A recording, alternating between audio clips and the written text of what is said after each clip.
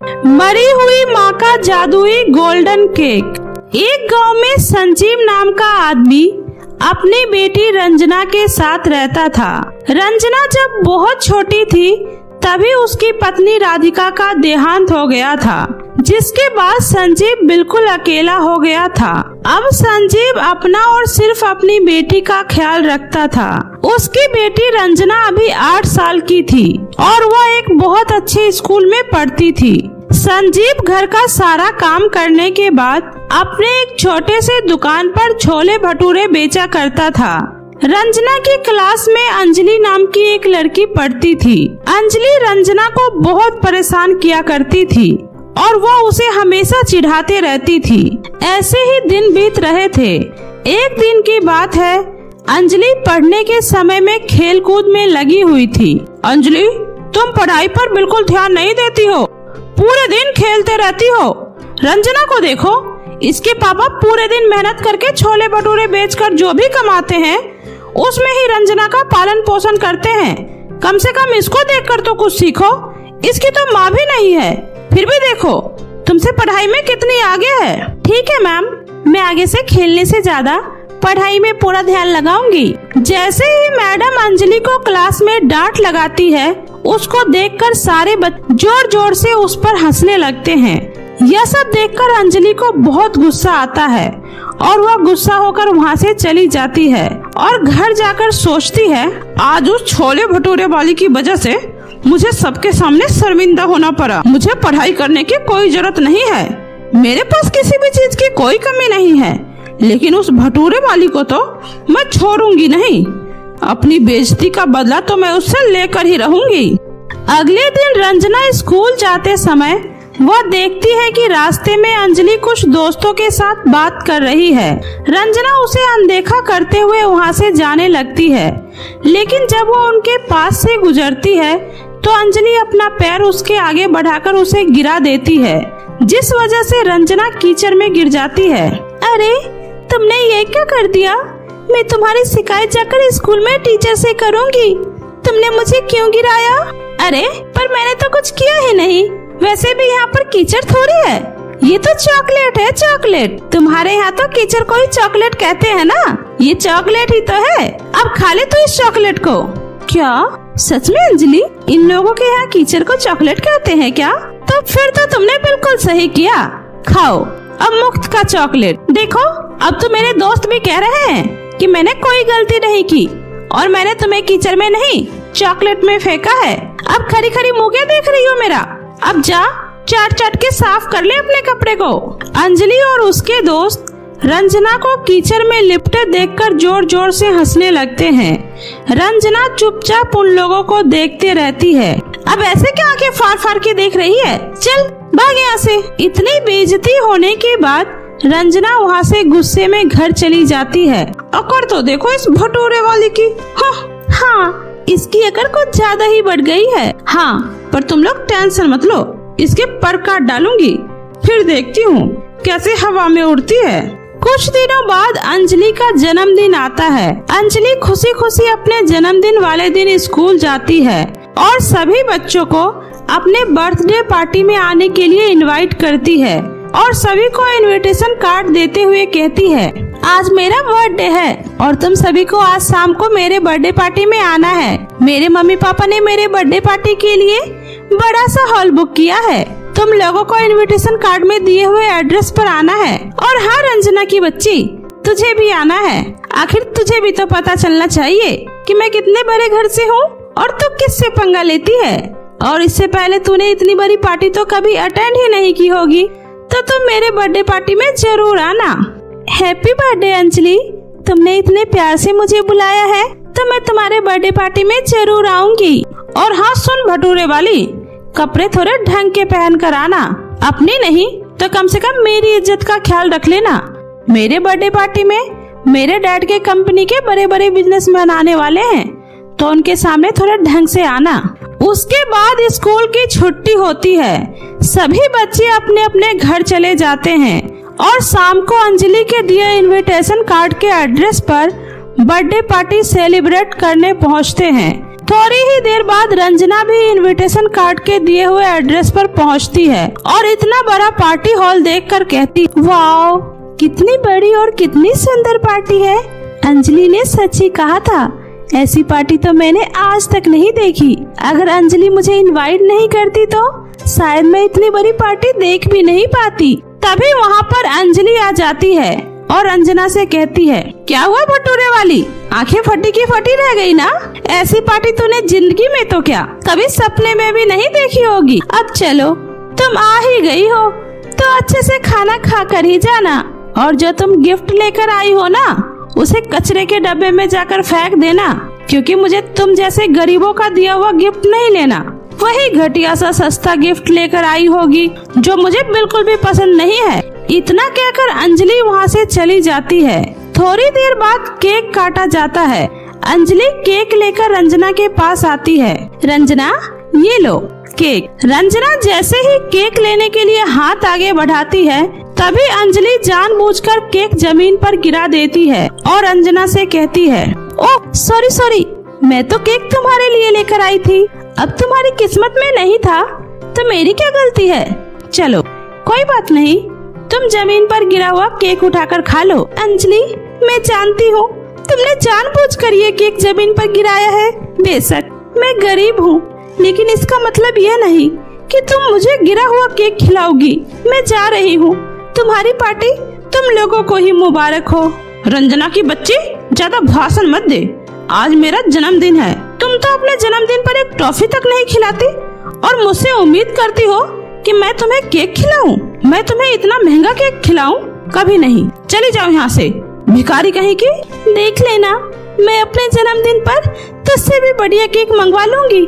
तुम भी मेरे जन्मदिन पर जरूर आना और अपनी आंखों से खुद देखना। इस बार मैं भी अपना जन्मदिन बहुत ही धूमधाम से मनाऊंगी। केक तो दूर, तुम्हारे घर पर एक छोटा सा पेस्ट्री भी आ जाए ना तो बहुत बड़ी बात है। रंजना गुस्से में वहाँ से अपने घर चली जाती है। रंजना को गुस्से में देख उसके पापा कहते हैं, क्या बात है बेटा, तुम इतने गुस्से में क्यों हो? किसी ने कुछ कहा क्या? पिताजी, हमारी गरीबी देखकर स्कूल के सभी दोस्त मेरा मजाक उड़ाते हैं। आज मैं अंजलि के बर्थडे पार्टी में गई थी, उसने मुझे केक भी नहीं खिलाया और मेरी बेइज्जती भी कर दी। उसने कहा कि तुम्हारे बर्थडे पार्टी में केक की जगह पेस्ट्री भी आ जाए तो बहुत बड़ी बात है। पिताजी, कुछ दिन बाद मेरा भी बर्थडे आने वाला है। मेरा भी बहुत मन है कि मैं दोस्तों के साथ केक काटकर अपना बर्थडे सेलिब्रेट करूं। आप मेरे बर्थडे पर केक लेकर आओगे ना पापा? बस इतनी सी बात, तुम चिंता मत करो बिटिया, मैं तुम्हारे लिए बहुत बड़ा और खूबसूरत केक लेकर आऊंगा। कुछ दिनों बाद रंजना का बर्थडे आता है। सुबह सुबह रंजना के पिता रंजना से कहते हैं, जन्मदिन मुबारक हो मेरी प्यारी बिटिया, तुम ऐसे ही मन लगाकर पढ़ती रहो और पढ़ लिख कर मेरा नाम रोशन करो। भगवान करे तुम्हें जिंदगी की सारी खुशियाँ मिले। आज तुम्हारा बर्थडे है तो तुम अपने सभी दोस्तों को घर पे बुलाना। मैं तुम्हारे सभी दोस्तों को छोले भटूरे बनाकर खिलाऊंगा। तुम शाम को सारे दोस्तों को घर आने को बोल देना। रंजना अपने पापा का पैर छूकर आशीर्वाद लेती है और स्कूल के लिए निकल जाती है और स्कूल पहुंचकर सभी बच्चों से कहती है, सुनो दोस्तों, आज शाम सभी को मेरे घर पर आना है क्योंकि आज मेरा बर्थडे है, तो मेरे पापा तुम सभी लोगों को छोले भटूरे बनाकर खिलाएंगे।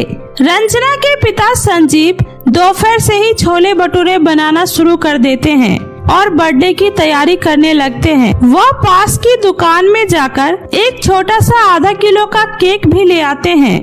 स्कूल से छुट्टी होने के बाद सारे बच्चे तैयार होकर शाम को रंजना के घर आते हैं।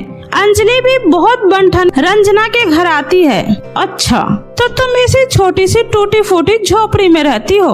अकड़ तो तेरे अंदर बहुत है, जैसे पता नहीं कितने बड़े घर की हो। टूटी फूटी झोपड़ी में रहती हो, लेकिन अकड़ तो महलों में रहने वाली रानी जैसी है। अंजलि, फालतू बातें बाद में कर लेना, आज मेरा जन्मदिन है। जैसे तुम्हें नहीं पसंद कि तुम्हारे जन्मदिन पर कोई कुछ सुनाए, वैसे मुझे भी नहीं पसंद है कि मुझे मेरे जन्मदिन पर तुम मुझे भी कुछ कहो, और कृपया करके अपना मुंह बंद रखो। थोड़ी देर बाद रंजना के पिता बाजार से केक लेकर आते हैं और रसोई घर में रखाते हैं। लेकिन उसके बाद सभी बच्चों को बैठने के लिए कहते हैं। सभी बच्चे जमीन पर बैठ जाते हैं और अंजलि एक कुर्सी ढूंढकर उस पर बैठ जाती है। रंजना जब केक लेने रसोई घर में जाती है तो देखती है केक बहुत ही छोटा है। छोटा केक देखकर रंजना को अंजलि के कहे हुए बात याद आ जाती है और वह उदास हो जाती है। तभी अचानक रसोई घर में रोशनी फैल जाती है और रंजना की मरी हुई माँ राधिका प्रकट हो जाती है और अपनी बेटी रंजना से कहती है, क्या हुआ मेरी प्यारी बिटिया, तुम उदास क्यों हो? आज तो तुम्हारा जन्मदिन है। मैं तुम्हारे जन्मदिन पर तुम्हें खुश देखना चाहती हूँ, लेकिन तुम तो उदास हो। माँ, क्या आप सच में बोल रही हो?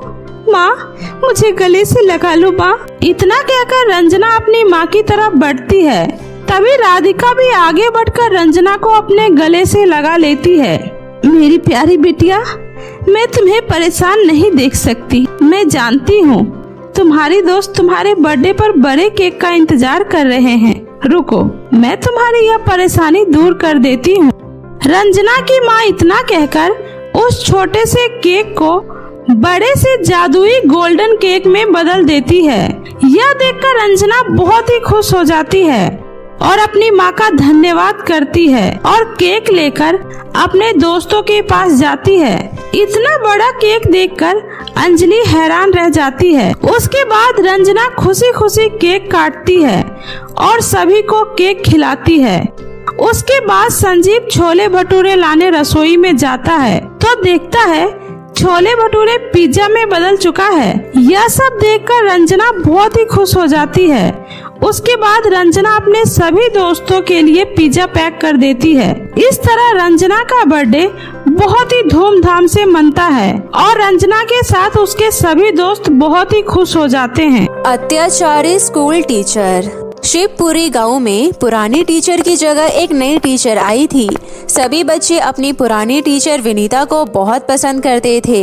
विनीता का स्वभाव भी उन बच्चों के साथ बहुत अच्छा था, लेकिन विनीता को कहीं दूसरे शहर में ट्रांसफर हो जाने के कारण उसे दूसरे शहर को जाना पड़ा।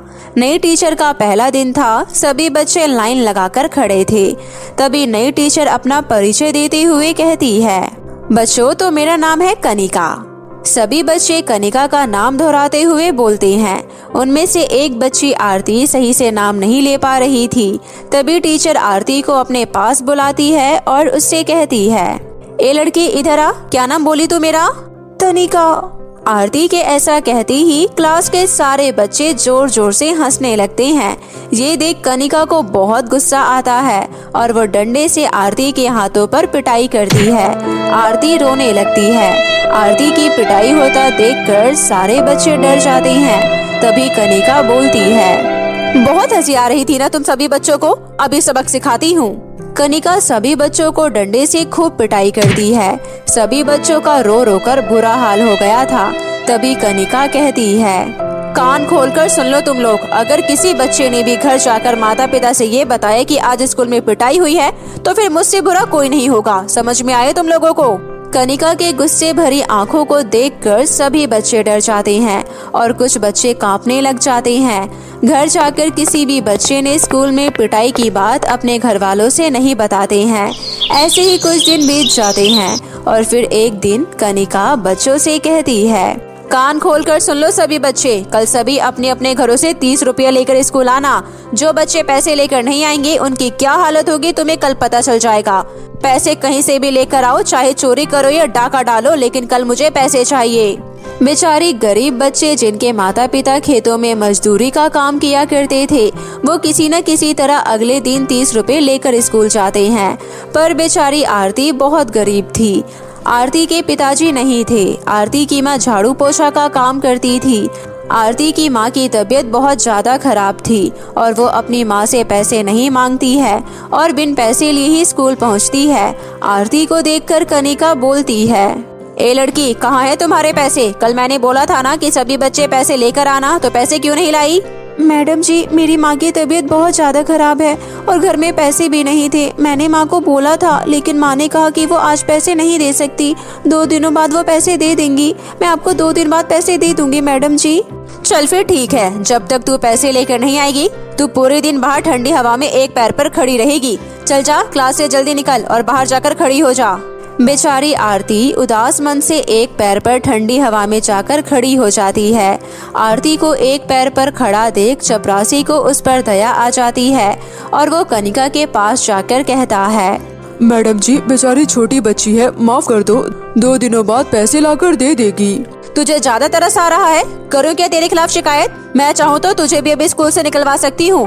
बोल, अभी सरपंच जी को जाकर बोलूँ कि तू स्कूल के बच्चों पे अत्याचार करता है और ठीक से काम भी नहीं करता। तू ठहरा अंगूठा छाप, तेरी बात कोई नहीं मानेगा और मैं पढ़ी लिखी टीचर हूँ तो मेरी बात सब मानेंगे। चल अब जल्दी जा यहाँ से और मेरे लिए गर्मा गर्म चाय और बिस्किट लेकर आ।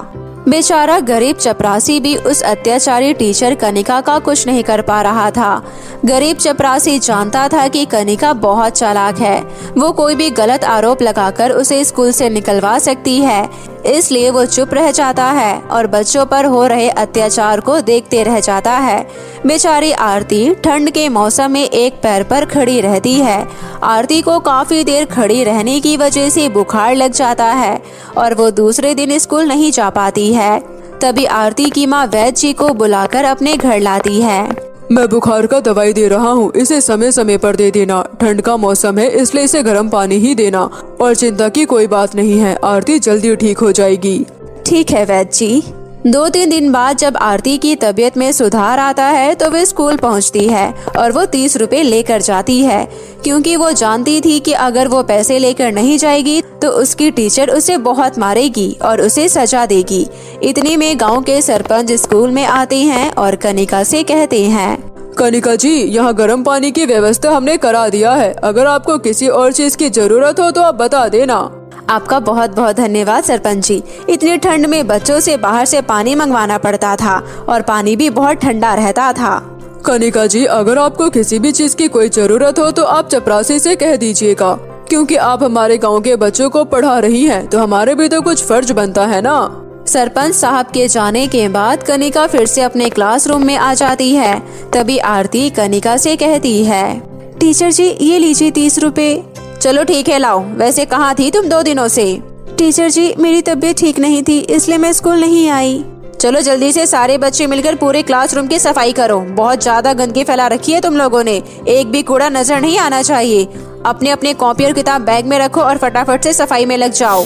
तभी छोटे छोटे मासूम बच्चे जिनके हाथों में कॉपी किताब होनी चाहिए वो झाड़ू पोछा करने लग जाते हैं और इन सब की वजह वो अत्याचारी टीचर कनिका थी। कनिका कुर्सी पर बैठे बैठे फल फ्रूट खा रही थी और छोटे छोटे बच्चे साफ सफाई कर रहे थे। तभी कनिका कहती है, अरे वाह, सरपंच जी ने कितने मीठे मीठे सेब और संतरे मुझे खाने के लिए भेजा है। उफ, ये मेरी चप्पल को भी अभी ही टूटना था। अरे बच्चों, तुम सब इधर आओ और ये बताओ कि तुम बच्चों में से किसके पिताजी मोची हैं? तभी एक लड़का बोल पड़ता है, मैडम जी, मेरे पिताजी जूते पॉलिश करने का काम किया करते हैं।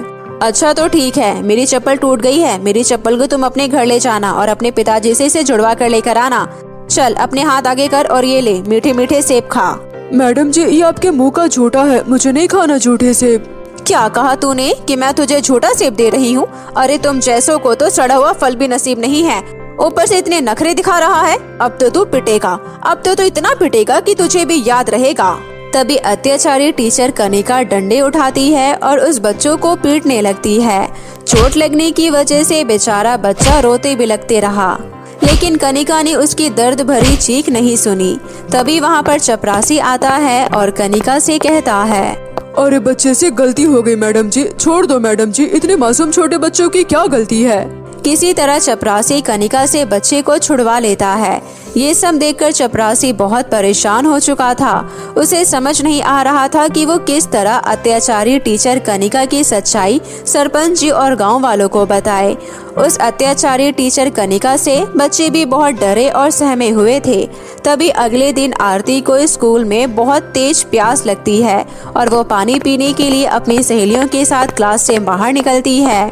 अरे रानी, मुझे बहुत जोरों की प्यास लगी है, लेकिन पानी पीने के लिए तो कोई ग्लास ही नहीं है, यहाँ तो सिर्फ मैडम जी का गिलास रखा हुआ है।